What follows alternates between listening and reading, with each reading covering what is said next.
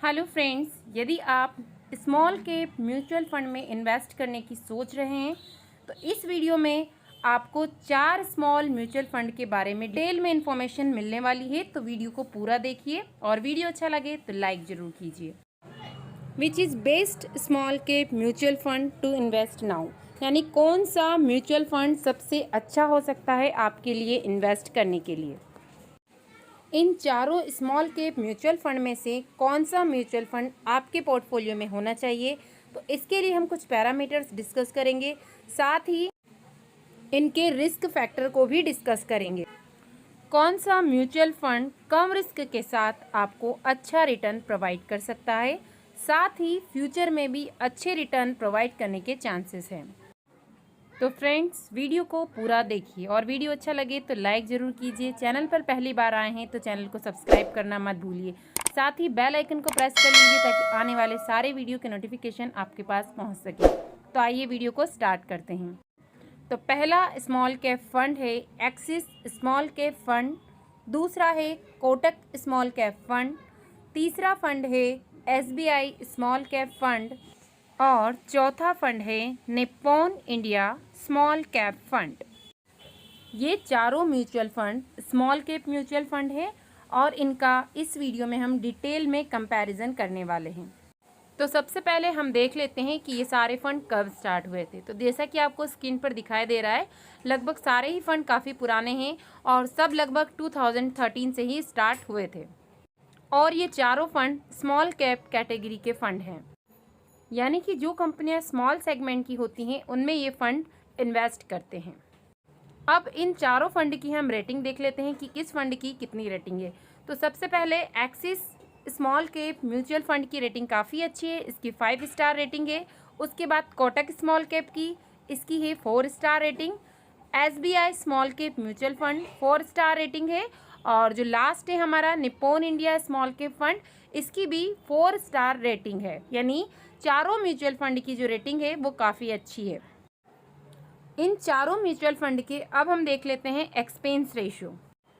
Axis small cap का जो expense ratio है वो है 0.42%, जो कि काफ़ी कम है। उसके बाद देखते हैं कोटक स्मॉल कैप फंड की बात की जाए तो ये है 0.52 और SBI स्मॉल कैप फंड का यदि एक्सपेंस रेशियो देखा जाए तो 0.84।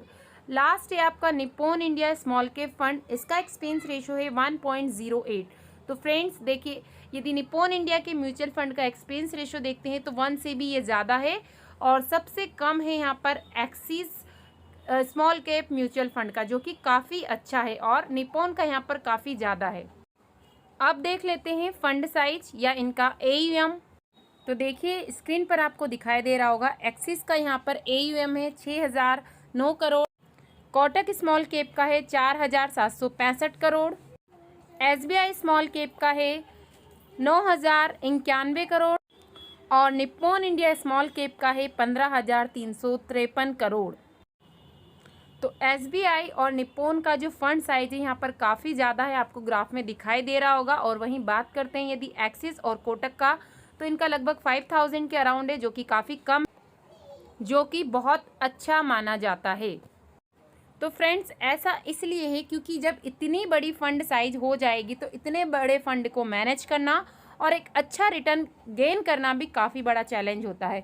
इसलिए यहाँ पर बात की जा रही है कि जो छोटा फंड है वो भी काफ़ी अच्छा साबित हो सकता है। अब चारों फंड के फंड मैनेजर्स को देख लेते हैं कि इनके फंड मैनेजर्स कौन कौन से हैं और ये कब से बने हुए हैं। तो सबसे पहले एक्सिस स्मॉल कैप फंड, इनके 2 फंड मैनेजर हैं। पहले अनुपम तिवारी, जो कि अक्टूबर 2016 से हैं, और दूसरे हितेश दास, जो कि दिसंबर 2020 से बने हुए हैं।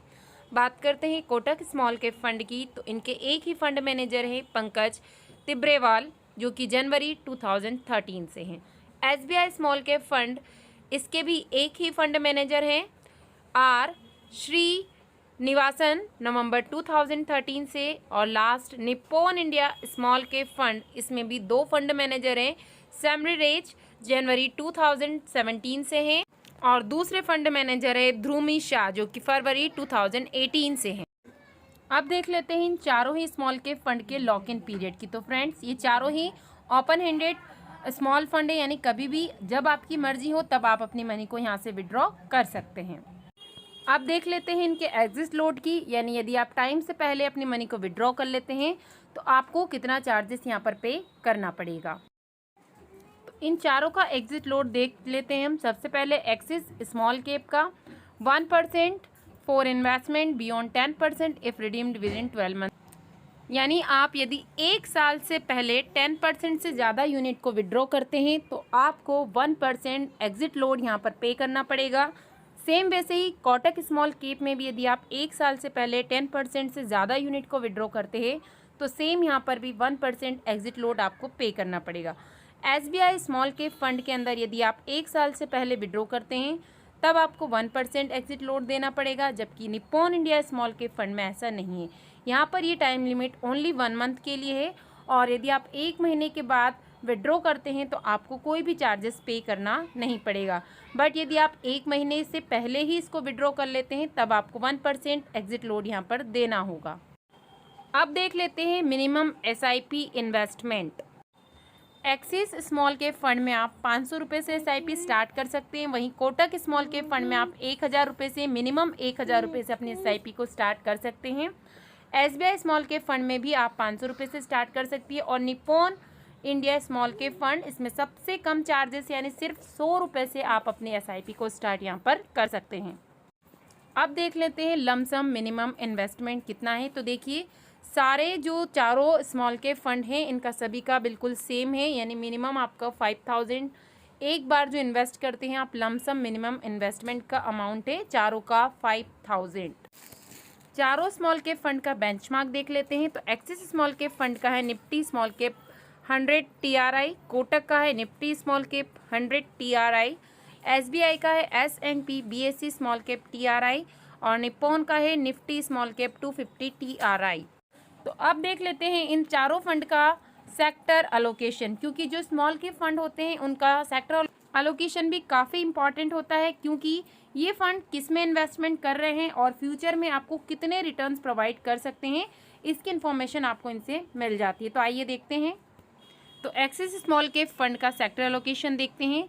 तो कंस्ट्रक्शन की बात की जाए तो ये है यहाँ पर 21.53%, टेक्नोलॉजी में देखते हैं तो 14.15%, FMCG के अंदर है 11.37%, केमिकल्स के अंदर है 11.13%, फाइनेंशियल के अंदर है 9.82%, और health care 6.45%, services 4.12%, consumer durable 3.89% and other sectors में है 17.54%।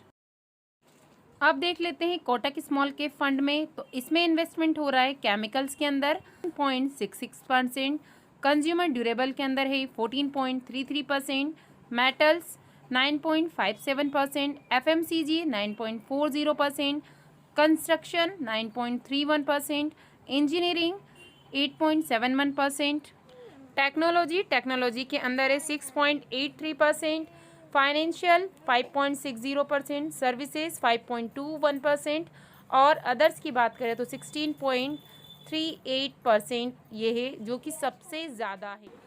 SBI small cap fund,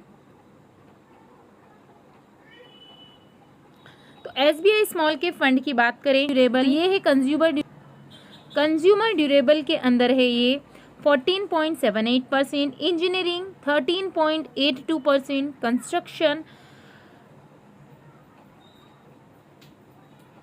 construction 9.37%, services 3.8%, chemicals 4.2%।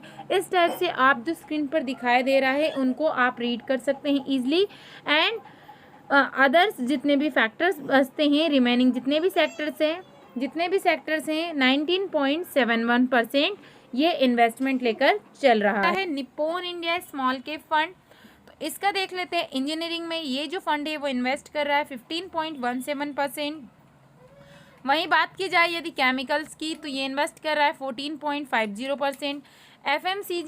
FMCG, technology, services, financial, construction, तो इनको भी आप स्क्रीन पर देख सकते हैं। और हेल्थ केयर की यदि बात की जाए तो ये जो सेक्टर से वो इन्वेस्ट कर रहा है 5.37%। ये जो फंड है Nippon India small cap fund. तो चारों फंड का ये कंपैरिजन है कि कौन सा स्मॉल कैप फंड किस सेक्टर में कितने % इन्वेस्टमेंट लेकर कर लेते हैं इनके, कि इन कंपनियों ने 6 महीने, 1 साल, 3 साल और 5 साल में कितने % रिटर्न दिया है, जो कि सबसे ज़्यादा इम्पॉर्टेंट है यदि आप म्यूचुअल फंड में इन्वेस्टमेंट करते हैं। तो सबसे पहले यहाँ पर हम देख लेते हैं 6 मंथ के रिटर्न। तो देखिए आप कंपैरिजन ईजिली यहाँ पर कर सकते हैं। यदि आप लॉन्ग टर्म के लिए करना चाहते हैं तो आपको 3 इयर्स और 5 इयर्स के जो प्लान से या म्यूचुअल फंड में आप इन्वेस्ट कर रहे होंगे, इनको आपको देखना पड़ेगा। तो इसमें जो है कोई ज़्यादा, जो चारों स्मॉल कैप फंड है इनकी ज़्यादा वेरिएशंस नहीं है इनके रिटर्न्स में, सभी में कुछ ना कुछ सिमिलरिटीज़ है, बहुत ज़्यादा चेंजेस नहीं आए। फिर भी यदि आप मिनिमम चेंजेस को भी देखना चाहते हैं तो यहाँ पर आप देख सकते हैं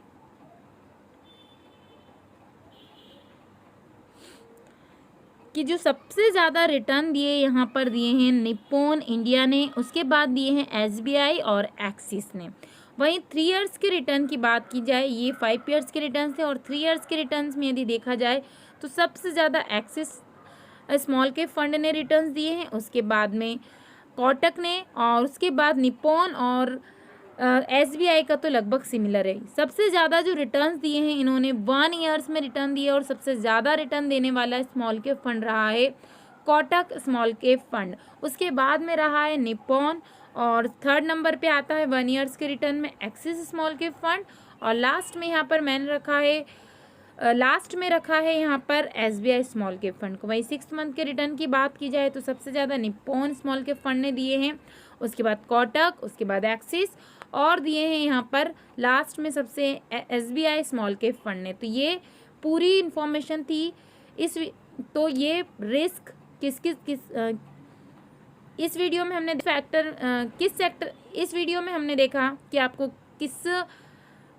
इस वीडियो में आपने देखा कि किस कंपनी ने कितने % किस म्यूचुअल फंड के साथ इन्वेस्टमेंट किया है, साथ ही वो कितने रिटर्न्स आपको प्रोवाइड करवा रहा है, और किस सेक्टर में कितने % इन्वेस्टमेंट है, और कितना रिस्क है। तो फ्रेंड्स, ये थी चारों स्मॉल कैप फंड की कंपैरिजन डिटेल, जिनमें आप इन्वेस्ट कर सकते हैं और एक अच्छा रिटर्न गेन कर सकते हैं। तो ये मेरे अकॉर्डिंग था। यदि आप इसके अलावा किसी अदर म्यूचुअल फंड में इन्वेस्ट करना पसंद करते हैं तो आप उसमें भी कर सकते हैं। साथ ही आप अपने एडवाइज़र से और एडवाइस ले सकते हैं कि आपके लिए कौन सा म्यूचुअल फंड। ये मेरे अकॉर्डिंग था, आप अपने तो इस टाइप के वीडियो लगातार इस चैनल पर मिलते रहेंगे। तो चैनल पर पहली बार है तो चैनल को सब्सक्राइब जरूर कर लीजिए, साथ ही बेल आइकन को प्रेस करके ऑल नोटिफिकेशन को ऑन कर दीजिए ताकि आने वाले सारे वीडियो के नोटिफिकेशन आपके पास पहुँच सके। Thank you.